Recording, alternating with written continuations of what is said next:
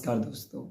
आज तक आप लोगों ने बहुत सारी कहानियाँ पढ़े हैं, सुने हैं, या तो कहीं किताबों से पढ़े हैं, नहीं तो आप अपने दादा दादी से, दोस्तों से सुने हैं। तो आज हम लोग ये जो कहानी आंखों देखा गदर, जो कि विष्णु भट्ट गोडसे वर्सईकर की एक यात्रा वृतांत के रूप में खुद उनके अपने आंखों द्वारा देखे गए इस लड़ाई को लिखा गया है, जिसका नाम आंखों देखा गदर दिया गया है।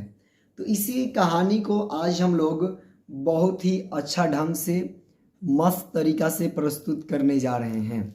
तो सभी लोग बहुत ही ध्यान से सुनेंगे और इसे कुछ सीखने का प्रयास भी करेंगे और बताएंगे कि ये कहानी सुनने में कैसा लगा। तो इस कहानी को हम लोग देर न करते हुए स्टार्ट करते हैं। चैत का महीना आन पहुंचा, गर्मी के झोंके लगने लगे। तो चैत का महीना आन पड़ा। तो आप सभी लोग चैत का महीना समझते हैं कब आता है। जैसे ही फागुन माह यानी होली समाप्त होता है तो चैत आ जाता है, और जैसे ही चैत आता है तो चैत से गर्मी का झोंका आना स्टार्ट हो जाता है, यानी कि गर्मी का मौसम स्टार्ट हो जाता है। बसंत के जाने के बाद ग्रीष्म ऋतु का राज्य स्थापित हुआ। मतलब कि जैसे ही वसंत ऋतु समाप्त होता है, ग्रीष्म ऋतु यानी कि पंखा वाला समय स्टार्ट हो जाता है, यानी कि गर्मी लगने लगता है। यह तो निश्चित हो ही चुका था कि झांसी की लड़ाई होगी, इसलिए कुछ सावधान नागरिक अपने औरतों और बच्चों और धन दौलत को लेकर ग्वालियर चले गए थे। मतलब कि ये निश्चित हो चुका था कि लड़ाई होगी ही। इस कारण से जो सावधान नागरिक थे वे लोग अपने बाल बच्चे और बीवी के साथ धन दौलत को लेकर के ग्वालियर चले गए। चैत बीता, बैसाख लगा। मतलब जैसे ही चैत का महीना खत्म हुआ, बैसाख लग गया। एक दिन शहर के दक्षिण की ओर मैदान में तंबू दिखाई देने लगे और इधर उधर आग रोशनी भी दिखाई देती थी। मतलब कि जैसे ही देखा गया तो एक दिन देखने को मिला कि शहर की दक्षिण की ओर मैदान में तंबू है जो कि दिखाई पड़ने लगा, और इधर उधर आग रोशनी भी दिखाई देने लगी। सांझ के समय हम लोग किले के ऊंचे बुर्ज पर देखने लगे तो शहर के चारों ओर जगह जगह पर तंबू गाड़ कर पलटने उतरी हुई दिखाई दी। मतलब कि जैसे हम किले के चारों तरफ देखना स्टार्ट किए तो चारों तरफ तंबू गाड़ करके पलटन खड़ी दिखाई दी। चारों तरफ हलचल मच रही थी। चढ़ाई हो गई है, यह देखकर रात में बाई साहब खुद किले पर और शहर की दीवारों पर घूम घूम कर बंदोबस्त करने लगी, जिसको हम लोग रानी लक्ष्मीबाई और झांसी की रानी कहते बाई साहब। ये किला की रखवाली करने लगी, खुद जगह जगह घूम घूम करके बंदोबस्त करने लगी। फाटकों के पास सिपाहियों की टुकड़ियाँ और उनके साथ एक एक बहादुर और भरोसे के सरदार नियुक्त कर दिए गए। मतलब ऐसे सरदार को नियुक्त किया गया जो कि भरोसा योग्य था। दूसरे दिन सवेरे शहर की दीवार के पास मोर्चा बांधने के लिए अंग्रेजों के 20-25 सवार दौड़ते हुए आए। मतलब कि अब दीवार के पास मोर्चा बांधा जाए। इस मोर्चा को बांधने के लिए अंग्रेज जो सैनिक रहा सब, वो सब दौड़ करके इसके पास यानी दीवार के पास आया ताकि मोर्चा बांधा जा सके। किले के पश्चिम की तरफ आकर दीवार की तरफ बढ़ने लगे। वैसे ही हमारी तरफ के दक्ष और होशियार गोलंदाज ने तोप में पलीता रख दिया। मतलब जैसे ही वो लोग आए मोर्चा बांधने के लिए दौड़े दौड़े तो तोप में ये लोग पलीता रख दिया। 10-5 मरे, बाकी भाग गए। मतलब जैसे ही इधर से गोला छोड़ा गया तो अंग्रेज सैनिक का 5-10 जो गोला जाए सैनिक मरे, और बाकी जितने आए थे लोग सभी लोग भाग चला। इस तरह पहले दिन अंग्रेज फौज शहर के चारों तरफ मोर्चे बांधने का प्रयत्न करती थी। मतलब कि दिन भर मोर्चा बांधने का प्रयत्न करते रही अंग्रेज सैनिक, लेकिन हमारे गोलंदाज उनके चिथड़े उड़ा कर रख देते थे। मतलब कि जब भी आते और जो अंग्रेज सैनिक रहे और मोर्चा बांधने का जैसे ही प्रयास करते तो हमारे सैनिक क्या करते कि गोला छोड़ते और जा कर के उनको चिथड़ा चिथड़ा कर देता। दूसरे दिन भी इसी तरह मोर्चा बांधने के लिए अंग्रेज पीले पड़े थे, लेकिन मोर्चा न बांध सका। मतलब कि फर्स्ट दिन फेल हो गया वो लोग का मोर्चा बांधना, सेकंड डे भी वो लोग मोर्चा बांधना चाहा, लेकिन फर्स्ट डे के जैसे ही वो लोग फेल हो गया, मोर्चा न बांध सका लोग। लेकिन यह जानकारी बात की जाए, शहरों में जो बड़े बूढ़े लोग थे उन्हें यह मालूम था कि शहर या किले पर कहाँ से मोर्चा लागू होता है। मतलब जो बड़े बुजुर्ग थे, जो बड़े बूढ़े थे, उन लोगों को मालूम था कि किला पर मोर्चा कैसे लागू किया जाता है, लेकिन यह जानकारी भी बहुत थोड़े लोगों को थी। मतलब सभी बड़े बूढ़े बुजुर्गों को मालूम नहीं था।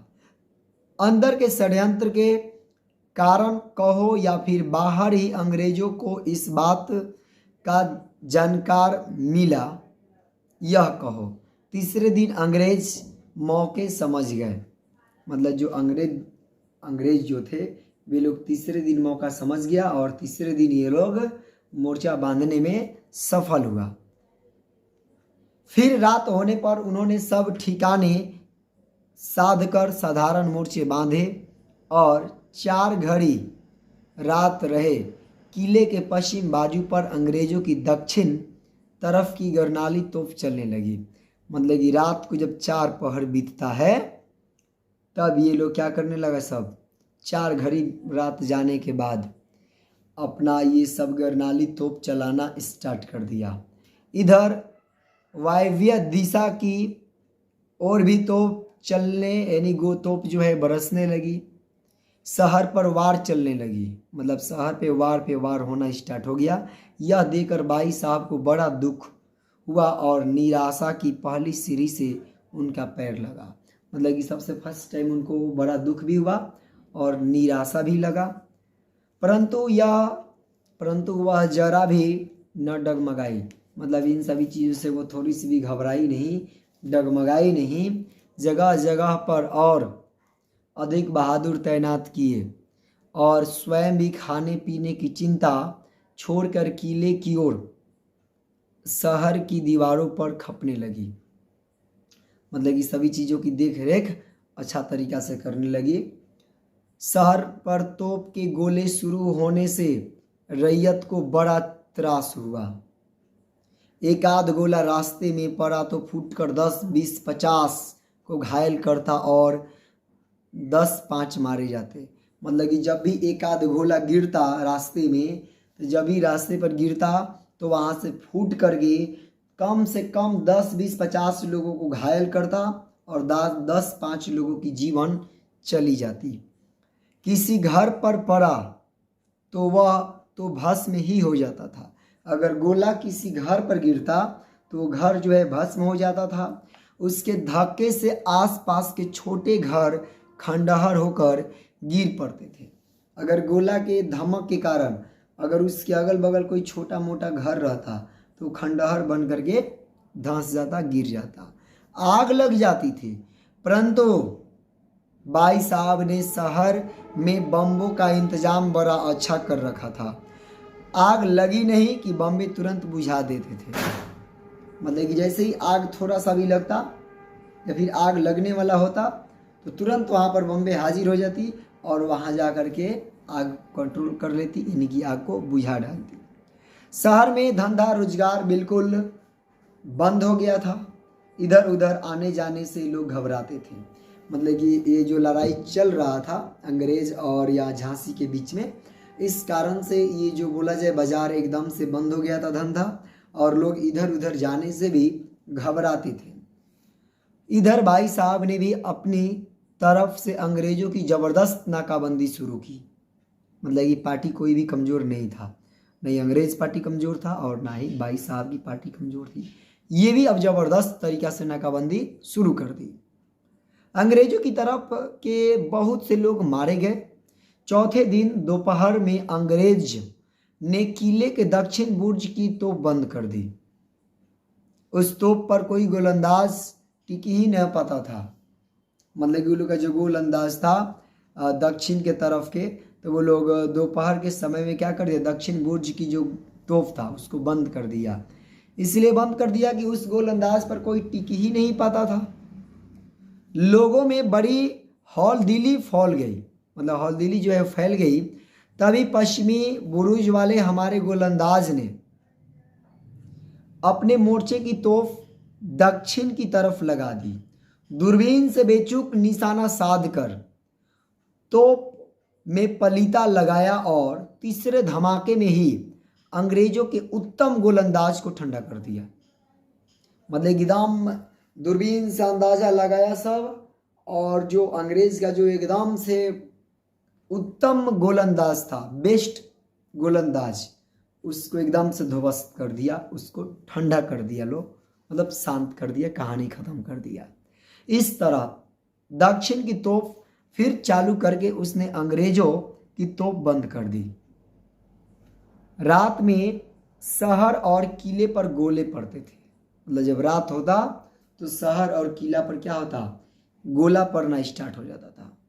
50-60 शेर का गोला जब तोपों से उड़ता था तो एक छोटी सी गेंद सा दिखाई देता था। मतलब 50-60 मन का जो गोला, इतना बड़ा बड़ा गोला होता, वो गोला जब ऊपर उड़ता था एकदम गेंद की तरह इतनी चुकी दिखाई देता कि ऊपर से आ रहा है गोला, वो एकदम इतना छोटा सा दिखाई देता गोला। ये लाल भर के गोले रात्रि के अंधकार में गेंद की तरह इधर उधर आसमान में उड़ते बड़े विचित्र लगते थे। दिन में सूर्य के प्रकाश में अप्रतिभ हो जाते थे। मतलब कि सूर्य के प्रकाश में तो दिखाई नहीं देता। आदमी को ऐसा लगता था कि वह गोला मेरे ऊपर आकर गिरेगा, लेकिन वह 700-800 कदम दूर जाकर के फूटता था। दिन रात लगातार युद्ध से शहर जर्जर हो गया। मतलब इतना युद्ध हो रहा था कि शहर जो है वो जर्जर हो गया। 5वें 6ठे दिन भी इसी तरह युद्ध चलता रहा। मतलब 5वां 6ठा दिन तक भी लगातार युद्ध चलते रहा। कभी पहर 1.5 पहर तक भाई साहब की जय होकर अंग्रेजों का नाश होता था और उनकी तोपें बंद हो जाती थी। मतलब कि अंग्रेजों पर बरियार धावा होता ज़बरदस्त, तो भाई साहब की नारा लगता, जयकारा लगता और अंग्रेजों की जो तोपें थी वो बंद पड़ जाती थी।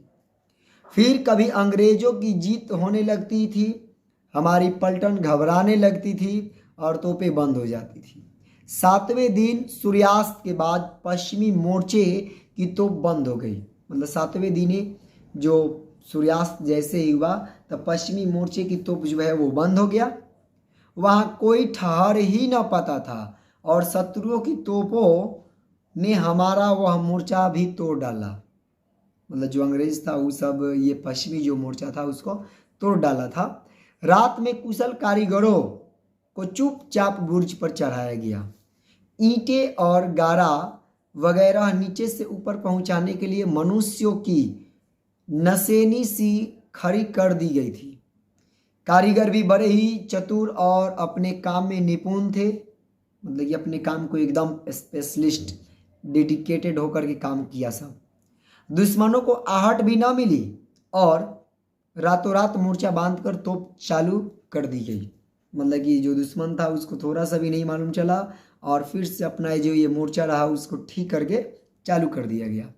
उस समय अंग्रेज गाफिल पड़े थे, उनका बड़ा नुकसान हुआ और पहर भर तक उनकी तोपें बंद पड़ी रही। मतलब कि उनका तोप पहर भर नहीं चल पाया।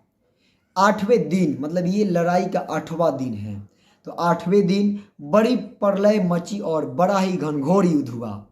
बहादुर लोग जोर जोर से एक दूसरे को बढ़ावा दे रहे थे। बंदूकों और तोपों की आवाज़ के सिवा और कुछ सुनाई ही न देता था। मतलब ये जो युद्ध था बहुत भयंकर युद्ध, घनघोर युद्ध था और इसमें लोग, बहादुर लोग जोर जोर से एक दूसरे को बढ़ावा देते, आवाज़ के साथ चिल्लाते और बंदूकों और तोपों की आवाज़ के सिवा कुछ और सुनाई नहीं देता था। इस तरह से लड़ाइयाँ चल रही थी। नरसिंहे, नगाड़े, बिगुल आदि बज रहे थे। धूल और धुआं, बारूद, गोले, बंदूकें और बाजों की आवाज़, मनुष्य के चित्कार सब मिलकर बड़ा ही भयंकर वातावरण उपस्थित कर रहे थे। अंदाज़ा भी लगा सकते हैं कि सारा चीज़ एक साथ जब आवाज़ निकल रहा होगा तो किस तरह से नज़ारा होगा उस समय की। अंग्रेजी फौजों ने बड़ी तबाही मचाई। परकोटे पर कि सिपाही और गोलंदाज एक के बाद एक दूसरे गिरते थे और उनकी जगह नए खड़े हो जाते थे। मतलब कि एक सिपाही गिरता, धड़ाम से दूसरा सिपाही खड़ा होता, फिर लड़ाई पर लग जाता। भाई साहब को बड़ी मेहनत करनी पड़ रही थी। चारों तरफ घूम घूम कर सारा प्रबंध कर रही थी भाई साहब। जहाँ जरा कमजोरी देखी वह आदमी बढ़ाए, आदमियों को हिम्मत दी, परंतु उन्हें बड़ी ही चिंता थी कि पेशवा की तरफ से मदद क्यों नहीं आ रही। इस चिंता ने उनको किम कर्तव्य विमूढ़ बना दिया। मतलब कि उनको ये चिंता थी कि पेशवा की तरफ से अभी तक कोई भी मदद नहीं आया। तो इस चिंता से वे किम कर्तव्य विमूढ़ बना दिया था ये चिंता। इधर कालपी से तात्या टोपे 15,000 फौजें लेकर निकला और डबल कूच करता हुआ झांसी पहुंचा। मतलब कि कालपी जो है, ये कालपी से तात्या टोपे जो हैं 15,000 की सैनिक लेकर के डबल कूच किए और फिर झांसी पहुंचे। रातों रात मोर्चा बांधकर उसने तोपों में पलीता लगाया। इधर कप्तान साहब भी अंग्रेजी फौज लेकर उससे लड़ने के लिए आ धमका। मतलब ये लड़ाई बहुत ज़बरदस्त हो गया। कालपी से तात्या टोपे जो है ये अपने 15,000 सैनिक के साथ डबल कूच की झांसी में, और फिर अंग्रेज कैप्टन जो है ये भी उसे लोहा लेने के लिए आ धमका झांसी में। वह लड़ाई का 10वां दिवस था। झांसी के सब लोग इस लड़ाई पर ही झांसी के भाग्य का निर्णय समझते थे कि अगर जीत गए तो झांसी अपना, हार गए तो झांसी दुश्मन का। सब लोग युद्ध देखने के लिए परकोटे की दीवार पर आकर जम गए। दोनों ही ओर के सिपाही अपनी जान होम कर लड़ाई लड़ रहे थे। मतलब कि अब जान एकदम लगा दिए थे, या तो मरे नहीं तो जिए, इस तरह की लड़ाई लड़ रहे थे दोनों तरफ के सिपाही। किसी को भी अपना भान नहीं रहा। आमने सामने की लड़ाई थी। प्यादे से प्यादा, सवार से सवार जूझ रहा था। बिगुल, नरसिंहों, बंदूकों, तोपों इत्यादि की आवाज़ हवा में धुंध सी बनकर छा गई। झांसी वाली बाई और उसके सरदार लोग दूरबीन लगाकर देख रहे थे, परंतु झांसी के दुर्भाग्य से कहो या तात्या टोपे की अकुशलता से कहो या हिंद सिपाहियों के नादान और असुर होने से कहो, तात्या टोपे की फौजें टूटने लगी। मतलब कि तात्या टोपे की जो फौज रही वो सक्सेस यानी सफल नहीं हुई, वो फेल होने लगी। सिपाही लोग भागने लगे। अंग्रेजी फौजों ने मोर्चे पर से तोपें निकालकर भागने वालों पर निशाना साधा। रिसाले सवारों ने एकदम हल्का बोल दिया। यह देखकर स्वयं तात्या टोपे भी 24 पने और 36 पन्ने की तोपें वहीं छोड़कर निकल लिया। मतलब कि तात्या टोपे यहाँ अपना जान बचा करके भाग निकला। विजय मिलने से अंग्रेजों की हिम्मत दुगुनी चौगुनी हो गई। उन्हें लड़ाई का सामान भी मिला। झांसी वालों में हाहाकार मच गया। सब लोग दुख, भय और निराशा से टूट गए। परंतु निराशा की शक्ति भी कुछ विलक्षण ही होती है। सिपाहियों को जब यह विश्वास हो गया कि झांसी अंग्रेजों के हाथ लगेगी और वे हमारे ऊपर जरा भी दया न करेंगे, इस विचार से उनका हौसला और दूना हो गया। बाई साहब ने सब सरदारों को इकट्ठा करके कहा कि आज झांसी लड़ी तो कुछ पेशवा के बल पर नहीं, और आगे भी उसे किसी की मदद की जरूरत नहीं। ऐसा निश्चय करके सरदार और स्वयं बाई साहब परकोटे की दीवारों पर फिर से मेहनत करने लगे। उस दिन मतलब उसी दिन रात में अंग्रेजी गोलंदाजों ने फिर भयंकर हमला किया। शहर और किले पर लाल लाल गोलों की झड़ी लगा दी। किले के सब लोग रात भर जागते हुए बैठे रहे। रात गई और युद्ध का 11वां दिवस आ पहुंचा।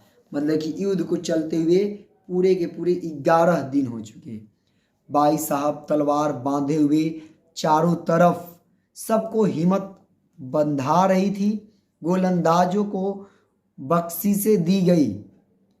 जो तोपें बंद हो गई थी वे फिर शुरू हो गई। अंग्रेजों ने अपनी सारी गरनाली तोपें किले पर ही लगा दी। तब तो महलों में हाहाकार मच गया। मतलब यह पूरा महल में हाहाकार मच गया कि अंग्रेजों की सारी तोपें किले की तरफ घुमा दी गई है।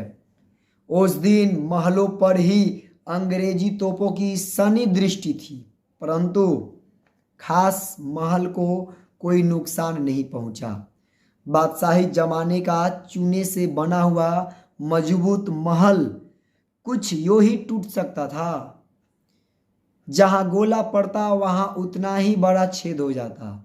यो 2-3 छतों में भमभक हो जाते थे और गोला नाकाम हो जाता। मतलब कि गोला का कोई काम नहीं हो पाता उसमें। परंतु ऐसा नुकसान भी कम ना हुआ था। मतलब कि नुकसान भी बहुत ज़्यादा हुआ था। महल के हर एक दलान पर गोले पड़ने लगे थे। तब तो सब लोग घबरा कर, सभी लोग घबरा गया था।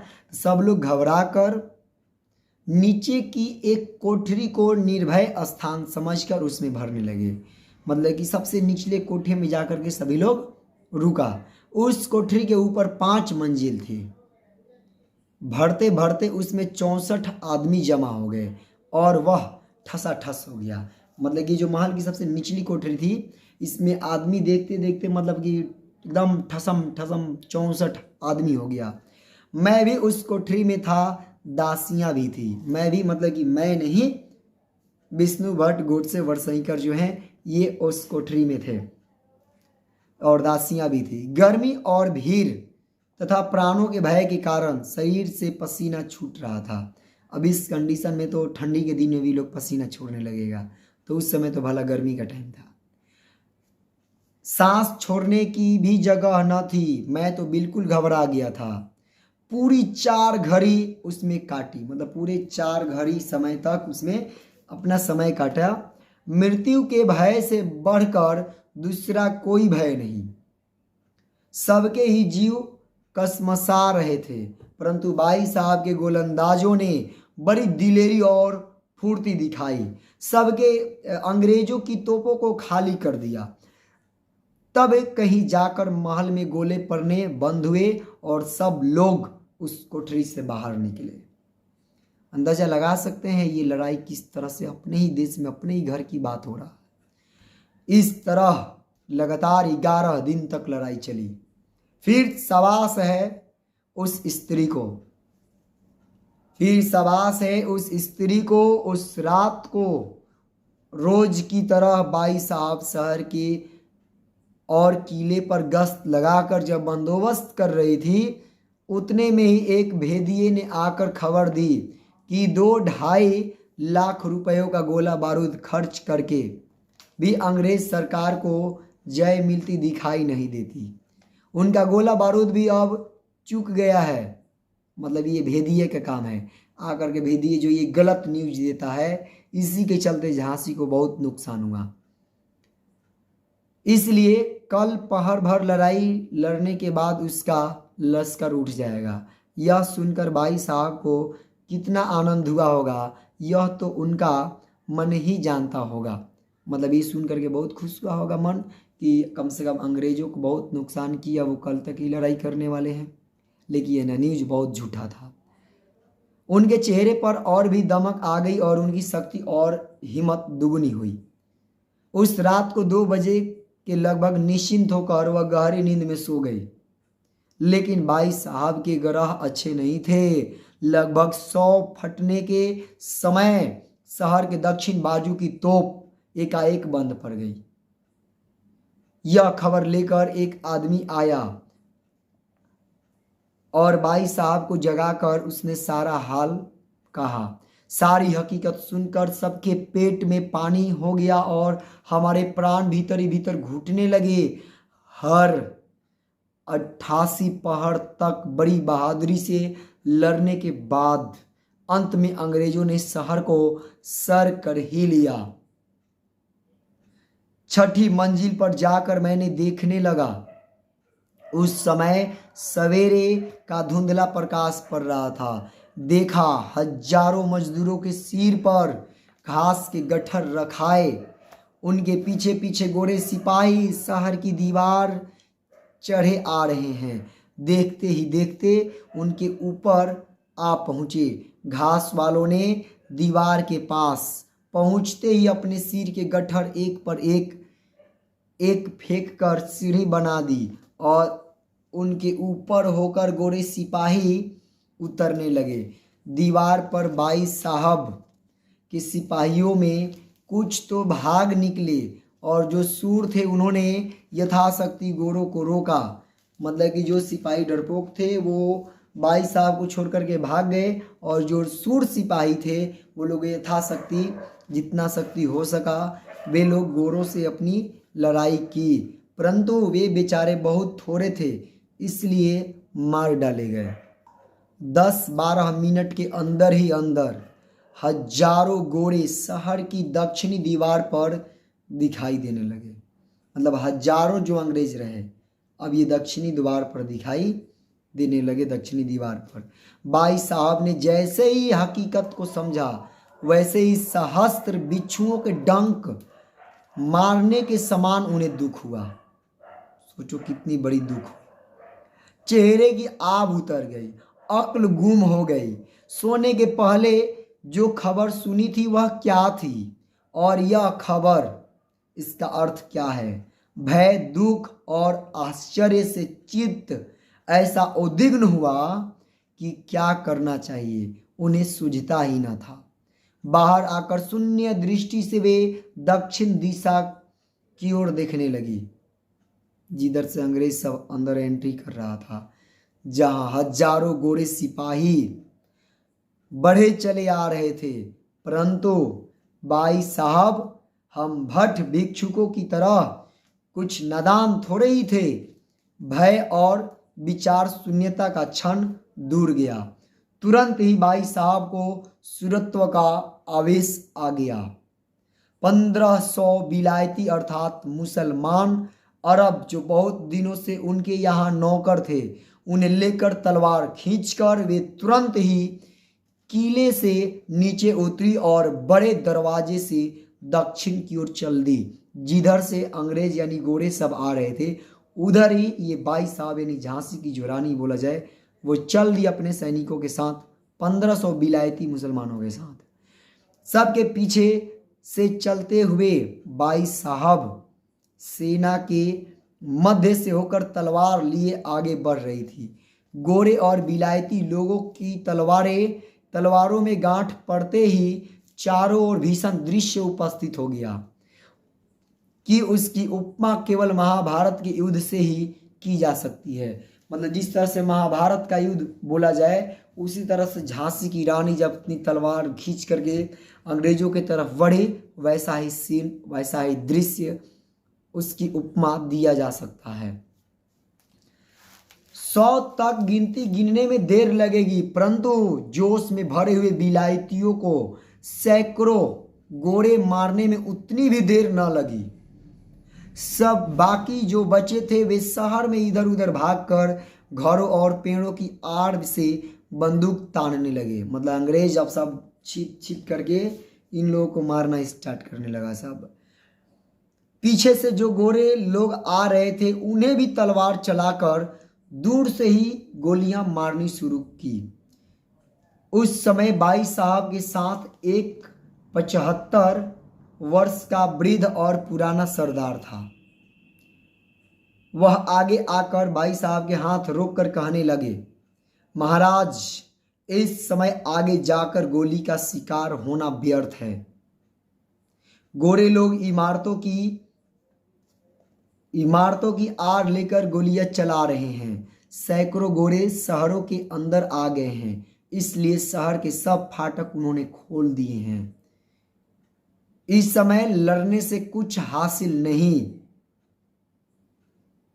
आप किले में जाकर दरवाजा बंद करके फिर कोई युक्ति सोचे, मतलब कि उनको साहस बढ़ाते हैं कि कुछ युक्ति सोचिए शांत बैठ करके, हमें समय को फिर से लौटा लाना है। यह कहकर उसने बाई साहब को वापस भेज दिया और हाँक मारकर विलायतियों से भी लौटने को कहा। सब लोग किले में पहुंचकर फाटक बंद करके बैठ गए।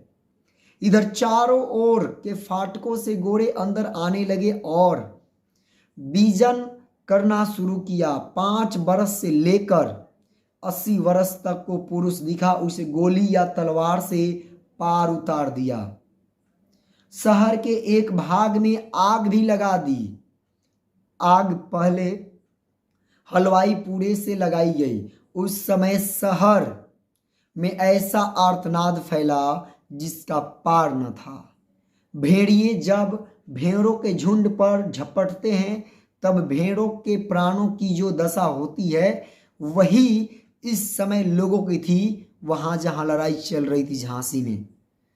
भय से आतुर होकर लोग बुद्धिहीन से इधर उधर भाग रहे थे। भागते भागते में ही बहुत से गोलियां खाकर मुर्दे हो गए। कई इस गली में लपका, कोई घर में तहखाने को भागा, कोई दाढ़ी मूछे साफ कर स्त्री वेश धारण करके बैठ गया, कोई खेतों में जा छिपा। इस तरह अपने प्राण बचाने के लिए जिसे जो जुगत सूझी वही करने लगा। मतलब कि अपना प्राण बचाना सबसे प्राथमिकता हो, जो कुछ भी करो अपने प्राण को बचा लो। ये ऐसा हमला था। दूसरी ओर गोरे घरों में घुसकर मनुष्यों की हत्या और सोने चांदी की लूट करने लगे। उनके घरों में घुसते ही जो दिखाई दिया उस पर सीधी बंदूक तन जाती थी। यदि उसने चटपट अपना माल असबाब गोरों के हवाले कर दिया तब तो भली भला, नहीं तो प्राण यमलोक में। इधर बाई साहब किले में जाकर आकर बड़ी शोक विहल होकर दीवान खाने में बैठ गए। उस तेजस्वी स्त्री की उस समय की स्थिति और इसके अति मानवीय पराक्रम का यह अत्यंत दुखकारक परिणाम देखकर हम सबके हृदय भर आए।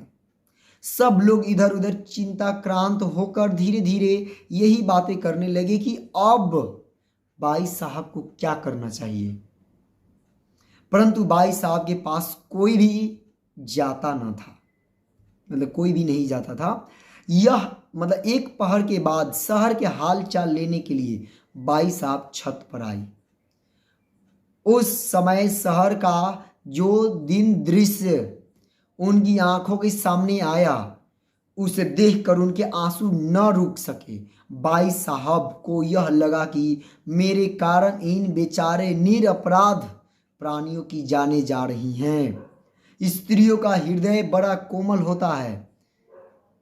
बाई साहब का हृदय दुख और करुणा से इतना ओतप्रोत था कि उन्हें यह लगने लगा कि मैं महापातकी हूं। यह निश्चय उनके मन में कायम हो गया। सब लोगों को बुलाकर उन्होंने कहा, मैं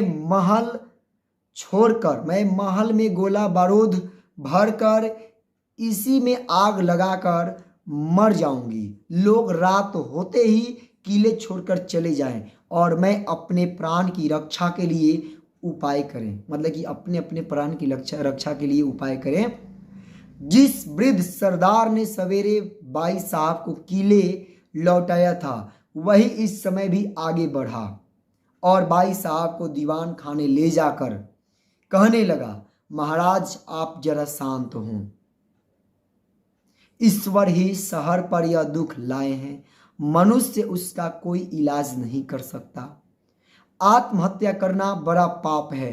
दुख में धैर्य धारण करके गंभीरता पूर्वक सोचना चाहिए कि उससे बचने के लिए आगे कोई रास्ता निकल सकता है या नहीं। आप सूर हैं, रात में तैयारी करके शहर के बाहर निकल चला जाए, मौका पड़ने पर शत्रु से दो हाथ लड़ते हुए घेरा तोड़कर पेशवा से मिला जाए। इस बीच में यदि मृत्यु आ गई तो बहुत अच्छा, यहाँ आत्महत्या करके पाप संचय करने की अपेक्षा युद्ध में स्वर्ग जीतना उत्तम है। इन शब्दों से भाई साहब को बहुत धीरज बंधा और वे स्वस्थ हुई और उनको हिम्मत हुई इस बात को सुन करके जो वृद्ध सरदार थे। इधर भाई साहब रात के 12 बजे जब यानी सब तैयारी करके किले के बाहर निकले, मोरोपंत तांबे आदि जितने सगे संबंधी थे वे सब भी हथियार बंद होकर घोड़े पर सवार होकर साथ हो गए। हरेक की कमर से मोहरे बांधी थी। खजाने में जो कुछ अर्थ था वह सब एक हाथी पर लादा गया और उसे बीच में किया गया, मतलब जितना मटेरियल था उसको हाथी पर लाद करके हाथी को बीच में रखा गया। साथ में 200 पुराने और जान पर खेल जाने वाले सरदार थे। इसके अलावा सवेरे अंग्रेजों के छक्के छुड़ाने वाले 1200 विलायती बहादुर भी चल रहे थे।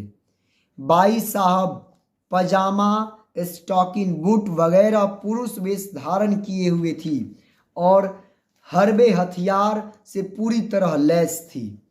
भाई साहब जिस घोड़े पर सवार थी वह एकदम सफेद था, 2500 रुपए में खरीदा गया था और राजरत्न के समान ही उसका आदर था। उस घोड़े पर बैठकर पीछे रेशमी दुपट्टे से अपने 12 वर्ष के दत्तक पुत्र को बांधकर और साथ में केवल 1 रुपए की रेजगारी लेकर महारानी बाहर निकली। शाबाश है उस स्त्री को। जैसे ही भाई साहब शहर से निकली कि अंग्रेजों को खबर मिली, तुरंत हो हल्ला करके सबको सावधान किया और तोप चालू की। भाई साहब को पास बंदूक थी, मतलब भाई साहब के पास बंदूक थी। वे उस दागती हुई घोड़ा फेंक कर भागी। उस हुल्लड़ में दोनों तरफ के बहुत से कट गए। जो बचे थे वे अंधेरे में रास्ता भटक कर जहां सिंह समाया वहां भागे। चारों ओर सवार ही सवार थे। उसमें अंग्रेजों को यह पता नहीं लग रहा था, मतलब कि नहीं लग गया कि भाई साहब का घोड़ा कौन सा है। मतलब कि उस रात में पता नहीं चला अंग्रेजों को, गोरों को, कि भाई साहब का घोड़ा कौन है। भाई साहब ने जो घोड़ा फेंका तो वह पल भर में भी अंग्रेजी फौजों का घेरा तोड़कर, मतलब घेरा को तोड़कर उन्हें बहुत पीछे छोड़ता हुआ आगे निकल गया। इस तरह भाई साहब दुश्मन के घेरे पार करके कालपी के रास्ते पर चल दी। मतलब कि अंग्रेजों के घेरे को तोड़ करके अपने घोड़े की सवार से इतनी तेजी में निकली कि पता ही नहीं चला और कालपी के रास्ते पर पहुंच गई। कालपी के रास्ता पकड़कर मंजिल दर मंजिल मारते हुए एक दिन सांझ को एक खेड़े में जाकर बस्ती की। कालपी वहां से लगभग 6 कोस रहा होगा, मतलब कि और 6 कोस दूर रहा होगा। गांव के बाहर वृक्ष के नीचे उतर कर भोजन बनाकर, मतलब बना खाकर हम लोग सो गए। प्रत्युष बेला में एकाएक हल्ला सुनकर आंख खुल गई। उठकर देखता हूं तो सैकड़ों सवार रास्ता उधेड़ते हुए चले आ रहे हैं। हम जल्दी जल्दी अपना सामान लपेट लपाट कर यह सोचते हुए कि भगवान अब जान कौन सा संकट आएगा। सिपाही लोगों के साथ ही भागे। थोड़ी देर बाद झांसी वाली रानी, मतलब थोड़ी देर बाद समझ में आया कि चरखारी में पेशवा की अंग्रेज से मुठभेड़ हुई थी, तो उसमें पेशवा की हार हुई। उनके साथ झांसी वाली रानी थी और वह फौज लौटकर अब फिर कालपी जा रही थी। तब हम जरा निश्चिंत हुए, मतलब कि मन से डर खत्म हुआ। पाँव फटते फटते एक कुएं के पास जाकर बैठ गए। हम लोग बैठे ही थे कि 4-5 सवार कुएं की तरफ से होते हुए निकले। उसमें झांसी वाली रानी भी दिखाई दी। सारी पोशाक पठानी थी और सारी धूल से भर रहा था। मुख किंचित आरक्त, मलान और उदास था। उन्हें बहुत प्यास लगी थी और घोड़े से उतरकर हमारे पास आकर पूछने लगी, आप लोग कौन हैं? मैंने तुरंत ही आगे बढ़कर हाथ जोड़कर कहा, महाराज आपकी ही प्रजा है। भाई साहब हमें पहचान गई। मैं मटके को जैसे ही कुएं में छोड़ रहा था कि भाई साहब बोली, आप विद्वान हैं, अतः मेरे लिए पानी न खींचे, मैं ही खींच लेती हूं। उनके ये उदारता से भरे हुए शब्द सुनकर मुझे बड़ा बुरा लगा, परंतु निरुपाय होकर रस्सी और मटका रख दिया। भाई साहब ने पानी खींचकर उसी मिट्टी के पात्र से अंजलि बांधकर पानी पिया। दैव गति बड़ी विचित्र है। फिर बड़ी निराश मुद्रा में कहने लगी, मैं आध सेर चावल की हकदार, मेरी ऐसी मूढ़ को विधवा धर्म छोड़कर यह सब उद्योग करने की कुछ जरूरत नहीं थी। मतलब ये विधवा हो गई थी, तो जो बोला जाता है विधवा के लिए शब्द अपने लिए उपयोग करती हैं और बोलती है कि यह सब कुछ जरूरत नहीं थी, परंतु धर्म की रक्षा के लिए जब इस कर्म में प्रवृत्त हुई हूं तो इसके लिए ऐश्वर्य, सुख, मान, प्राण सबकी आशा छोड़ बैठी हूं। न जाने कौन से पाप के फल से ईश्वर हमें यश नहीं देते। चरखारी में बड़ी लड़ाई हुई, परंतु जय शत्रुओं को ही मिली। अब वे कालपी की तरफ बढ़े आ रहे हैं, जल्दी ही वहां भी जंग होगी। जो कुछ लीलार में लिखा होगा सो तो होगा ही। यह कहकर भाई साहब उठी, हम भी खड़े हो गए। भाई साहब घोड़े पर सवार हुई। तब एकाएक उन्होंने पूछा, कालपी क्यों जा रहे हैं? उनके पूछने पर मैंने कहा, कालपी में बहुत से दक्षिणी हैं, उनसे कुछ दक्षिणा लेकर यमुना पार करके गंगा स्नान के लिए ब्रह्मावर्त क्षेत्र जाना चाहते हैं। अच्छा, तो तुम कालपी में गोदाम पर आना। इन्होंने बोला भाई साहब कि अच्छा, कालपी में गोदाम पर आना। यह कहकर भाई साहब ने घोड़ा बढ़ाया। कालपी में 3 दिन लड़ाई चली। कालपी में भी लड़ाई हुआ 3 दिन तक। पेशवा की फौजें लड़ाई के लिए बेकार हो चुकी थी। इस दिल्ली, लखनऊ, झांसी वगैरह में अंग्रेजों की जय होने से गदर वाले बहुत कुछ निराश हो चुके। इसलिए बहुत से पुराने तजुर्बेकार पलटनी लोग अपने प्राण के भय से पलटने छोड़कर चले गए थे। मतलब ये पलटन छोड़ करके अपनी जान बचाने के लिए चले गए। अंग्रेज सरकार ने उनके नाम पहले से ही जगह जगह जाहिरनामे में लगा रखे थे। इसलिए भेष बदल कर वे लोग दूसरे काम धंधे करने लगे। जो नए लोग गए थे वे बिल्कुल नौसिखिए थे, मतलब ये नया नया सीखने वाले थे। उन्हें ढंग की कवायद भी न थी, इसलिए टिकाऊ नहीं थे। इतना ही नहीं, गदर में अच्छे और दमदार लोग जब मिलने को राजी नहीं हुए तो नए सिपाही चोरों, लुच्चों और लुटेरों की भर्ती होने लगी। उनका लक्ष्य लड़ाई न होकर लूट अधिक थी। मतलब कि मजबूरी वश किसी को भी घुसा देना था, चाहे चोर हो, डाकू, कुछ भी। तो ये लोग जा कर के वहाँ लड़ाई कम और चोरी डकैती पर ज़्यादा ध्यान देते। तीसरे दिन जब उन सिपाहियों को लगा कि जीत अंग्रेजों की ही होगी और पेशवा टूटेंगे, तो वे लोग सैकड़ों की तादाद में लड़ाई का मैदान छोड़कर शहर में आ घुसे और दंगा, लूट, अनीति मचाई। चीनी की तो सड़क पर बिछायत बिछ गई। अनाथ स्त्रियों की बड़ी ही दुर्दशा की गई। ये लोग लूटपाट कर ही रहे थे कि इतने में अंग्रेज लोग सारे मोर्चे जीतकर शहर में आ गए। उन्हें देखते ही ये डाकू काले सिपाही जहां सिंह समाया उधर ही भाग निकले। सैकड़ों की हत्या हुई। तात्या टोपे, झांसी वाली बाई और राव साहब तो अपना रंग फीका देखकर पहले ही जंगलों में निकल गए थे, मतलब पहले ही गायब हो गए थे।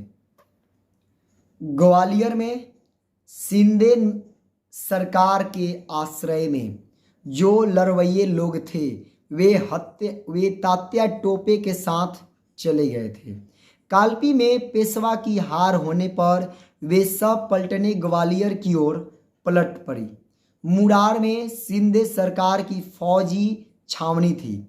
उन्होंने वहां जाकर मोर्चा बांधा और शिंदे को कहलाया कि या तो खर्चे के लिए हमें 4 लाख रुपए दो, नहीं तो मैदान में आओ। उस पर दिनकर राव राजवाड़े दीवान ने जवाब दिया कि हम लड़ाई के लिए तैयार हैं। जयाजी महाराज शिंदे, उनके दीवान आदि सब फौजें लेकर मुरार नदी पर पहुंचे।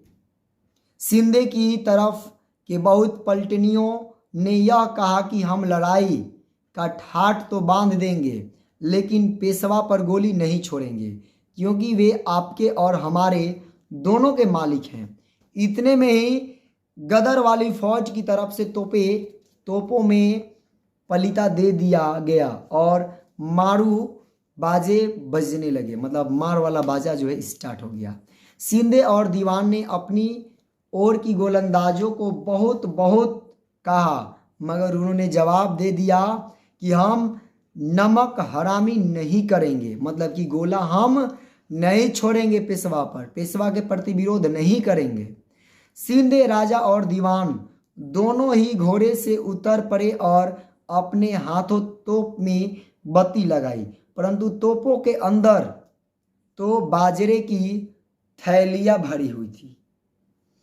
तब तो शिंदे राजा और दीवान राजवाड़े हक्का बक्का हो गए और तुरंत ही घोड़े पर सवार होकर आगरा का रास्ता पकड़ा, मतलब कि युद्ध में से भाग निकला लोग।